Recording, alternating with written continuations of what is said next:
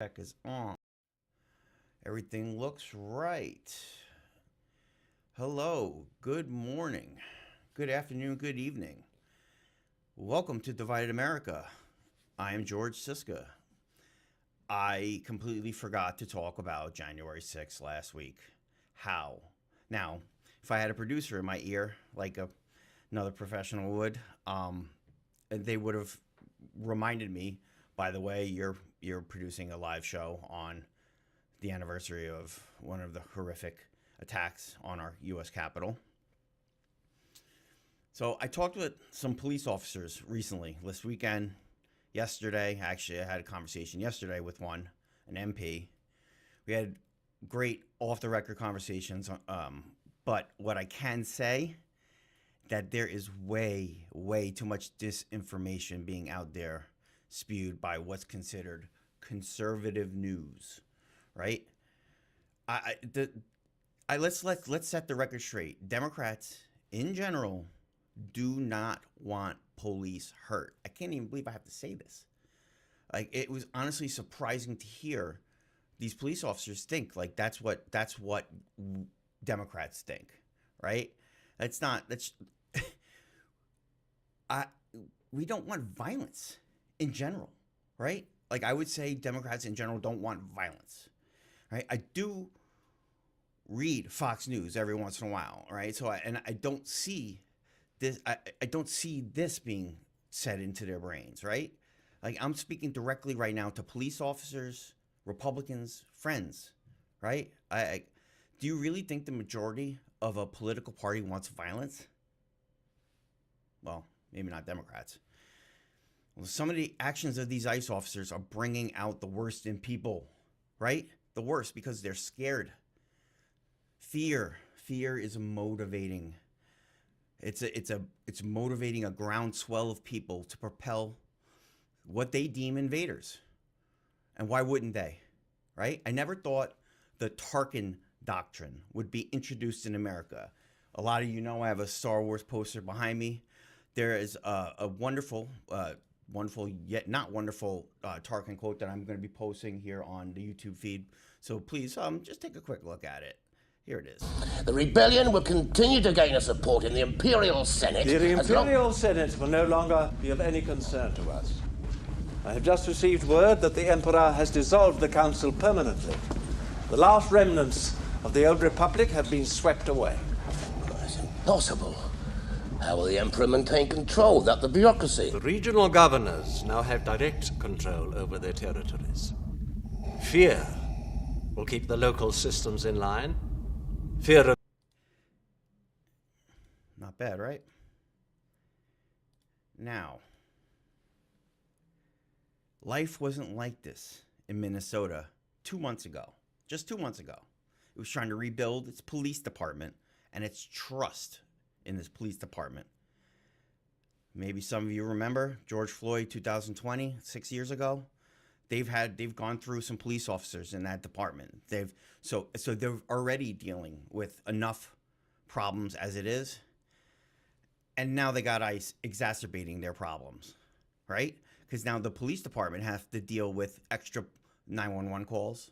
They have to deal with all the extra harassment. Now, I would be scared too, right? Like, if I had ICE agents outside my house or in my neighborhood, I'd be pretty scared, right? We have armed, undertrained goons on the streets. The training is a huge part of the policing problem. Like, it comes down to many of our problems, right? Like, there's a show called The Wire, a show primarily about policing in Baltimore, and it's now a required watch for sociological classes. And it showed us this training deficit in detail, right? We're talking a show 26 years ago that was produced, maybe even more, 30 years ago. There are too many clips to show. Like, I'd love to show as many clips as possible here. But there is a character named Herc. He's a police officer. And it really demonstrates his failing upwards, and the shitty training is the SOP for government work. It's scary stuff to watch. Now, Renee Good's murderer, Jonathan Ross, is trained. He's well trained. And he's apparently been working for Homeland Security for over a decade. He's a Iraq war vet like me. I he can't use any sort of undertraining defense, right? He can't. It's just it. And as a former FAA official, I know all too well about the non-existent training for certain positions. My former position in the FAA has zero comprehensive training. Zero. I took up the task of training new employees on programs. So when I got there, I expected an onboarding. I expected some sort of training. There was no checklist, no nothing for the FAA. It's just, here you go, learn on the job. Imagine learning on the job as an ICE agent. Now, I'm not saying that's what they're doing, but that seems to be what they're doing because they don't seem to be well trained. Even flashing a weapon, a branded armed weapon at a civilian, do I have to show every single one? Do I have to show every video? Like, it's bad. I'm getting tipsters sending me videos of citizens being arrested, just sitting there. Like, now maybe they blew a whistle before or whatever. Like, but getting arrested for blowing whistles, they're not really stopping ICE that much, right? Now, domestic news is being dominated in Minnesota. Something lost in all this craziness and scariness is the Maduro raid. I was talking with the police officers about this too. I mean, wow. And after reading some of the reports, we now get a picture of how it went down. 21st century warfare is impressive and scary. Drones and sonic weapons, right? Like, you don't have to believe me. I say this often on Divided America. Go read. I got this from Fox News out of all of the news outlets. New York Post, Fox News, they came out with it early, and you're going to see it starting to trickle out from other news outlets that they were hovering helicopters, and they had some sort of sonic weapons that you have to read the reports from the Venezuelan army that they were paralyzed. And I just think of Stranger Things. I think of sci-fi. I think of the sonic weapons that they use against the Hulk in Marvel. I think of all the stuff that we've probably seen in sci-fi that we have been working on behind the scenes.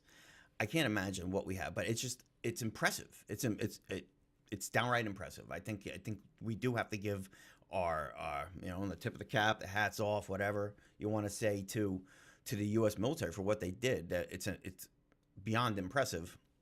Now, reckless speculation time. Those of you know, I love Dan Le Batard, his show. It's very journalistic. I try to make this journalistic. Sometimes I recklessly speculate. This is going to be me recklessly speculating. What about those mysterious injuries that happened in Cuba recently? Someone recently, very close to me, said, it's like, what about those injuries in Cuba? What happened there? And then I said, oh, here we go. There's the speculation. What if we were developing our weapons in Guantanamo or somewhere around there? Now, again, way just speculating. No, I have no reporting on that whatsoever. But I mean, it's just kind of impressive that the lack of injuries that our forces took, and how quickly and easily they took a president out.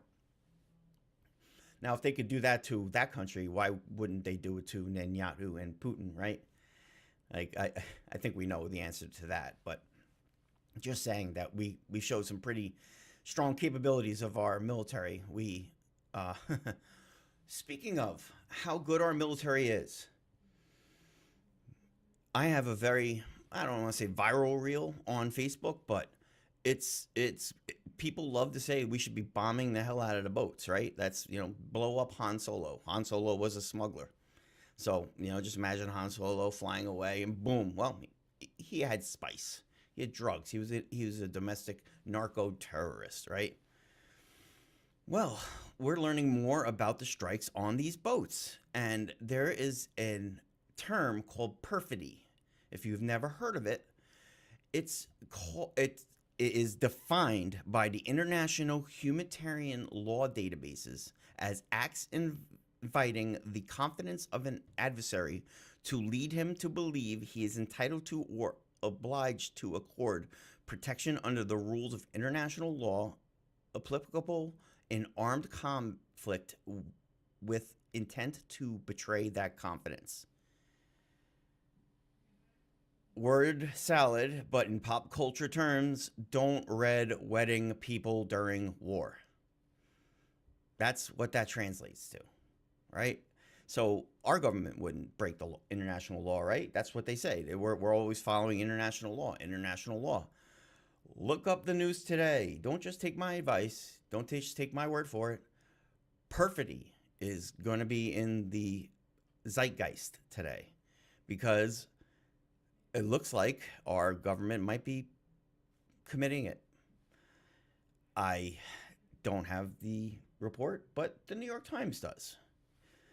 And they've been pretty accurate over the past, 100 years.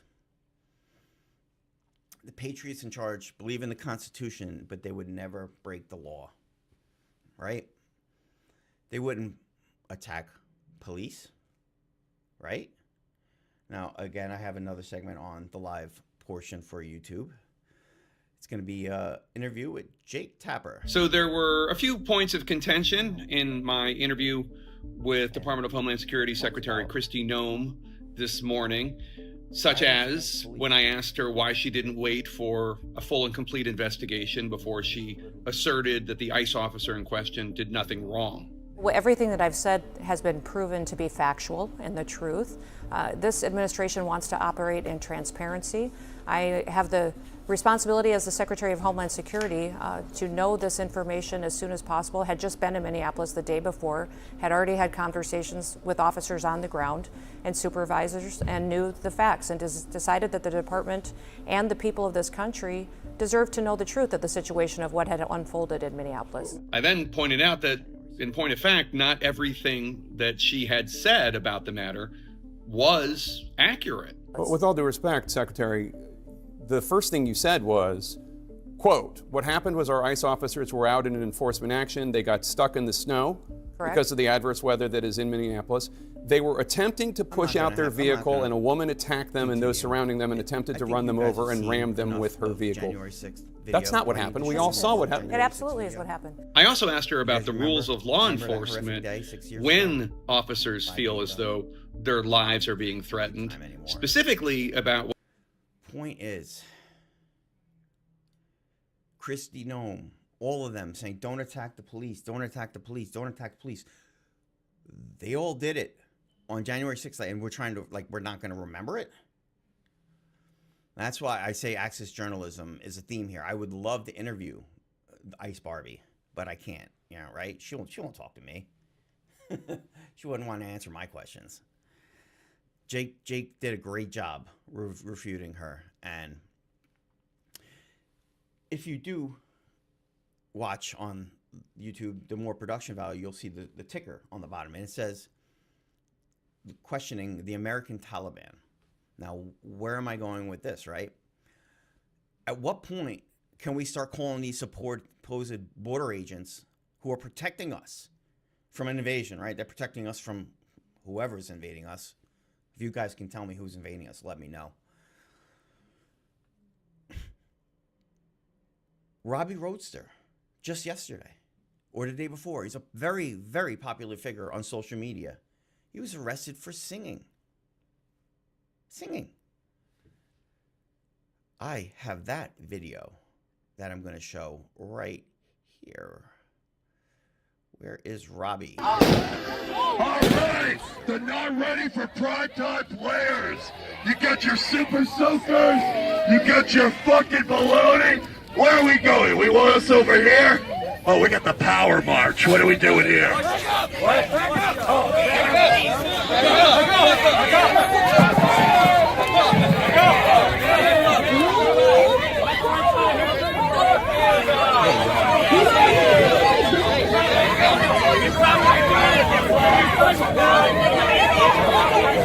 That doesn't look like America to me.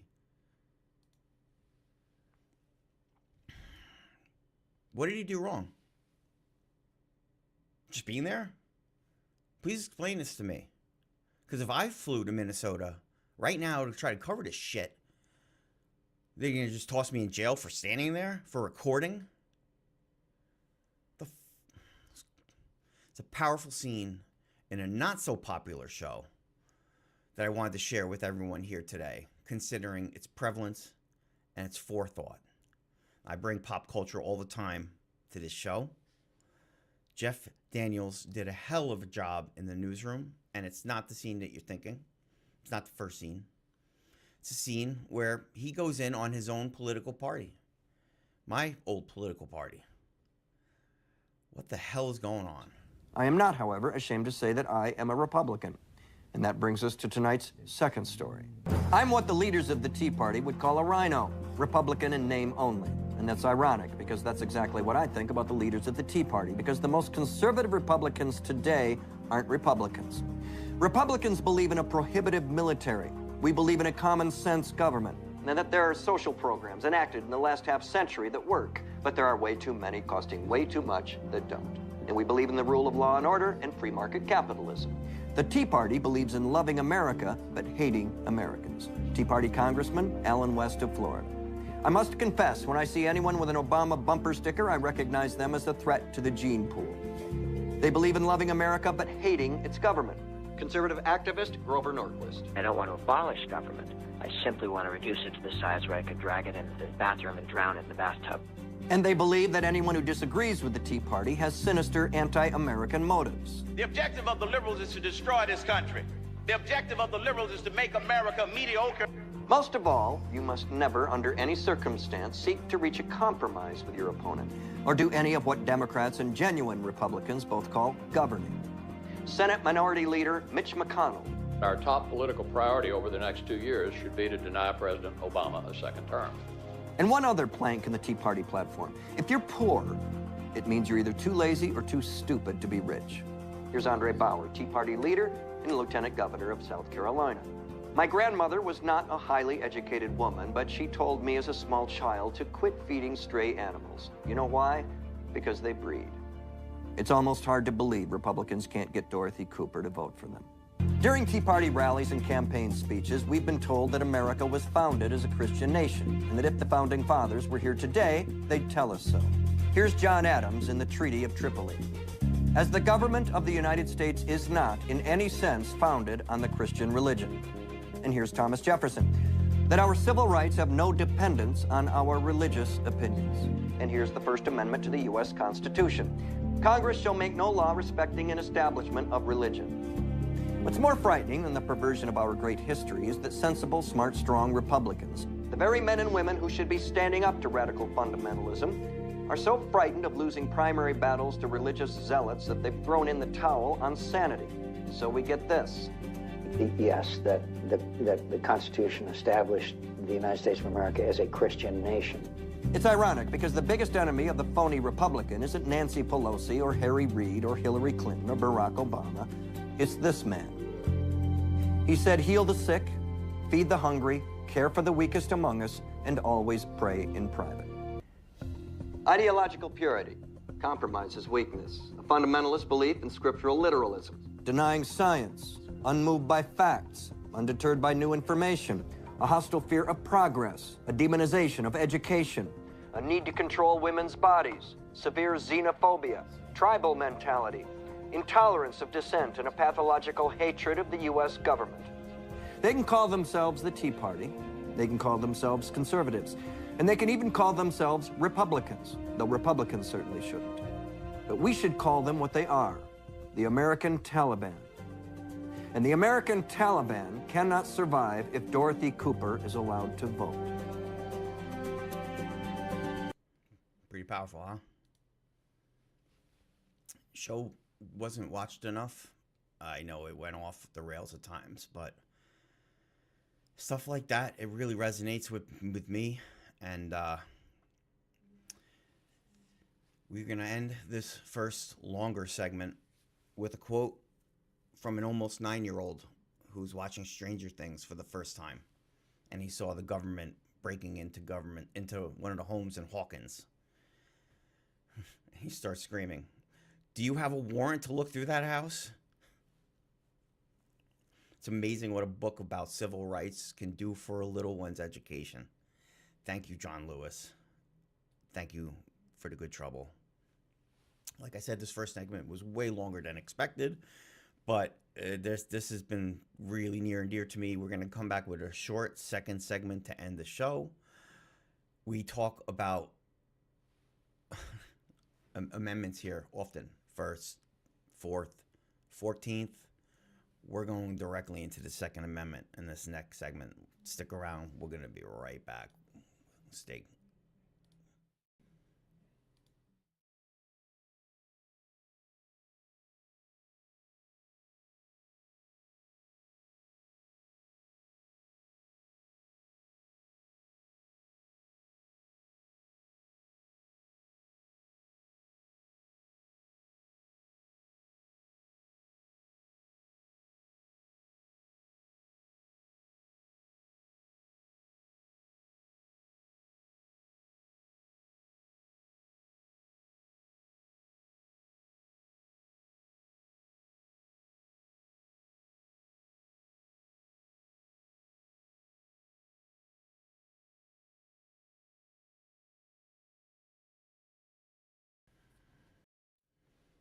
Okay, welcome back. Now, as I said, I should have got water before this show, so I apologize. This is going to be Sisca Shares time for this second segment. And it's a long story, George time. So it's going to be a lot of full context. There's a lot of nuance in a lot of stories, because in this day and age, nuance gets lost. I was walking. Some of you know Chewy, right? Some of you have followed my social media, have known my beagle. Excuse me. And I walk him daily around the neighborhood, and I unfortunately walked him onto my neighbor's yard. I didn't know that my neighbor did not want a dog on his yard. Didn't know. But when you approach someone with screaming, it just doesn't work, right? Like if you let the person know nicely, like other neighbors have, no problem. I'll keep them off your yard. Don't yell at me. Don't threaten my life. Yeah, I had my life threatened somewhat recently by a probably 80-year-old man, 75, 80-year-old man. He's not really too worried about him, but it made me think about protection, safety, and our amendments. I haven't fired a gun since Iraq. I mean, yeah, I think, Iraq was the last time I fired a weapon. So it's been 20 some odd years, and I felt like it's time. I felt like it's this day and age. I thought I would want to teach my wife, my kids. My dad taught me how to shoot. The Army didn't teach me. My dad taught me, right? We had learned way before basic training. So I wanted to get a personal weapon, micro 9, very small 9mm, just in case Nutso that lives across the street decides to, I don't know what he has, right? He's a Vietnam vet, and he threatened my life. He said, quote, "Do you know what we did to guys like you in Vietnam?" That's a death threat to me, and I did something that I shouldn't have done. I went to the police, and I know better. I should have known better. My last name is synonymous with crime in New York City. I have nothing to do with it, but it's just the way it is. Excuse me. So when I applied for my blue card, which is what's required in Rhode Island, and I got my blue card because I took the test, it was simple, and then I bought the weapon. I was cleared by the federal government, and then I was told by the local police department that I was not allowed to own a weapon. And I said, "What? What are you talking about?" They said because I mentioned, remember I said how I called the police on my neighbor? Because I mentioned I have PTSD from the war. They will not allow me to have a weapon for whatever reason, right? They want to go through 20 years of medical records. It's not happening. It's just that you're not 20 years of a fishing expedition just to see if I said one bad thing at one point, just so you can deny me again. Now, Chief Benson, I emailed you nicely multiple times, and you're sticking with your computer says no answer. And followers of my show know what computer says no means, right? Did you want to have the conversation about, like, you would rather go through my medical files than have a conversation with your recently retired lieutenant that just left the force recently. Had a conversation with him recently too. And he said, quote, "You seem to know firearms more than most of the people on the force." Well, imagine that. 'Cause my dad taught me, I learned. It doesn't take a rocket scientist to understand that a micro 9 isn't used for offense, right? If I wanted to do something offensively, I wouldn't have bought a micro 9. I would have bought something that's sadly legally allowed on our streets. The same gun shop that I tried to buy the 9 at had what I would deem weapons of war, and I can do a lot of damage with that. I don't want that. I wanted a micro 9. It's tiny. It's like 4 or 7 shot. I wanted to teach my wife, because she's never shot a weapon ever. I can't imagine never shooting. And I want to teach my kids how to shoot eventually, or just to understand that if a weapon's around, so that and they don't freeze, because that's the main thing. Is it's safety. It's understanding that the safety's on, or there's a safety right there for that, or just don't touch it, right? Report it. But the police didn't ask. They didn't ask what my PTSD was about. They didn't ask if it was about the mortars that came in nightly, right? Or the small arms fire that happened on August 14th, 2003. It's amazing the things that you can remember. It's because my friend's 21st birthday, we got booze in Bakuba, and we made sure that he was able to celebrate his 21st birthday. Ricky, I'm sure you remember that. Now, I asked the police department for the incident report to see what I said that would make them so worried about me, right?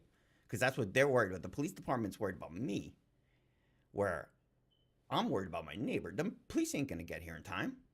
My neighbor starts shooting up the house, or they will never get here in time. And there'll be more dead people, right, to gun violence. Why? Because we're not allowed to protect ourselves. And this is where I really break with the Democratic Party. Like people who know me, like I'm, right? You guys like to call me liberal, blah, blah, blah. Like, you guys don't know me. You guys really don't. This is the Second Amendment. But the good thing is there's a very large paper trail. Because I've emailed all this to the town. And if my neighbor does do something to me, or if something happens to us, my wife will be able to sue, because we were not deemed worthy to protect ourselves. When I asked them for the report, they said it's for my privacy, and they will not release the report. I don't give a crap about my privacy. Release the damn report. Like, you're trying to go through, you'd rather dig through my records like I'm a perp than release a report of me reporting on that the jackass that made the death threat. But no, it's liberal Rhode Island. All right, we're ending with that. I want to thank some of you, all the followers, really. But like I've been meeting some people in the wild recently. people that told me they watched stuff that I didn't even know they were watching. They said, yes, they've watched every single one of my videos. And I was flabbergasted. And I can't thank you guys enough. I can't thank everybody enough. I did post this yesterday. I am working on getting World Cup credentials. I think being able to covering sports is a dream. I wanted to cover the Patriots yesterday. Couldn't do it. The Patriots are playing next week. Can't do that. But Foxborough is going to have the World Cup. I'm coming. I'm trying. Thank you. Thank you. Thank you. I will talk to you guys next week. Keep following the socials. Keep liking, subscribing, following, sharing. All of this is allowing me to be able to do this for us. Okay? Thank you, everybody. Take care.